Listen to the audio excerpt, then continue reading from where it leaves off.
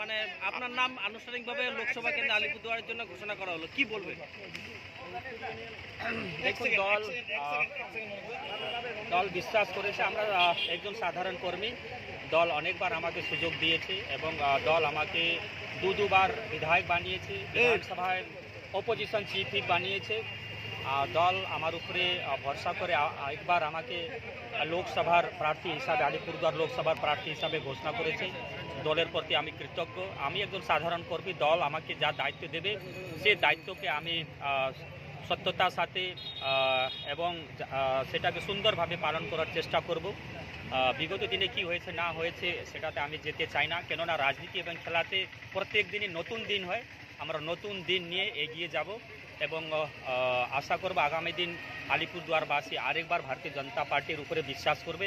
এবং সবচেয়ে আমাদের মূল জিনিস হচ্ছে যে আমাদের কেন্দ্রীয় নেতৃত্ব এবং রাজ্য নেতৃত্ব আমার উপরে ভরসা করেছেন। কেন্দ্রীয় এবং রাজ্য নেতৃত্বকে আমি আন্তরিক হৃদয় থেকে ধন্যবাদ দিতে চাই। এবং আমাদের যে সবচেয়ে বড় স্লোগান হচ্ছে যে আপকি বার 400 পার, আর একবার বিজেপি মোদী সরকার, এই স্লোগান নিয়ে আমরা এগিয়ে চলব এবং 400 সিট যেটা থাকবে সে 400 সিটের মধ্যে আলিপুরদুয়ারেও সিট থাকবে, এটা আমরা পূর্ণ বিশ্বাসী। আচ্ছা, এখানে স্ট্যান্ডিং একজন এমপি ছিলেন, তাকে সরিয়ে দিয়ে আপনাকে টিকিট দিল, কি মনে হচ্ছে, কেন? দেখুন, এটা কেন্দ্রীয় নেতৃত্ব ঠিক করেছেন। কেন্দ্রীয় নেতৃত্বের উপরে বলা আমার ঠিক না। এবার কেন্দ্রীয় নেতৃত্ব যা ঠিক করবেন সেই হিসাবে আমরা তো দল করি। দল যাকে প্রার্থী করবে তাকে প্রার্থী হিসাবে আমাদেরকে বেছে নিতে হবে এবং আমাদের প্রার্থী হচ্ছে পদ্মফুলকে জেতাতে হবে।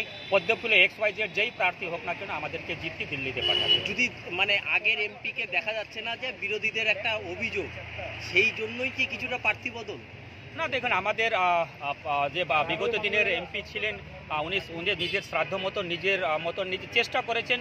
বাদবাকি এইবার তো প্রার্থী কে হবে না সেটা আমাদের কেন্দ্রীয় নেতৃত্ব ঠিক করে। মাদারিহাট কি হবে এখন?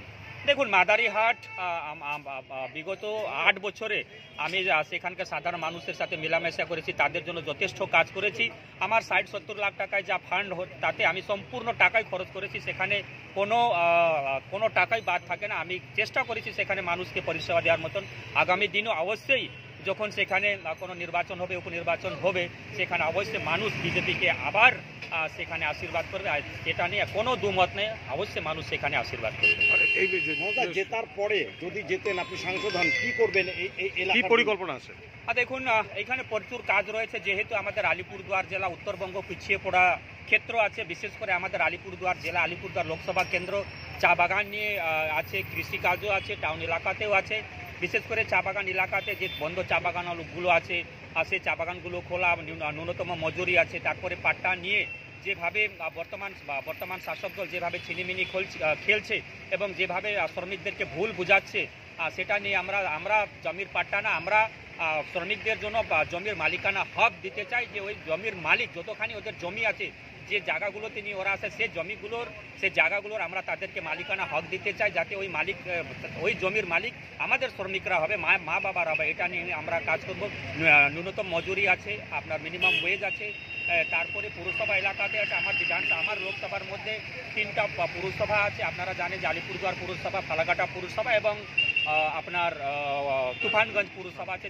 তাদের জন্য কাজ করার একটা পরিকল্পনা আমাদের করতে হবে, সেগুলো আমরা জায়গা মতন বলবো। কৃষি কাজ আছে এখানে, কৃষি ক্ষেত্রে যাতে আরও উন্নত হয়, মোদিজির সুযোগ সুবিধা আছে, সেই সুযোগ সুবিধা যাতে কৃষকরা পায় এবং উন্নত মানের কৃষিকাজ এখানে হয়। এখানে প্রচুর মানে স্কোপ রয়েছে, যেখানে আমাদের সবজি ভালো উৎপাদন হয়, ধান উৎপাদন হয়। সেই জিনিসগুলো মাথায় রেখে আমাদেরকে কাজ করতে হবে। হাতির উপদ্রব রয়েছে, সে হাতির উপদ্রব রোধ করে আমরা মাদারিহাট, কালচিনিতে আবার কৃষিকাজকে কীভাবে শুরু করতে হবে সেটাও নিয়ে আমরা কাজ করব।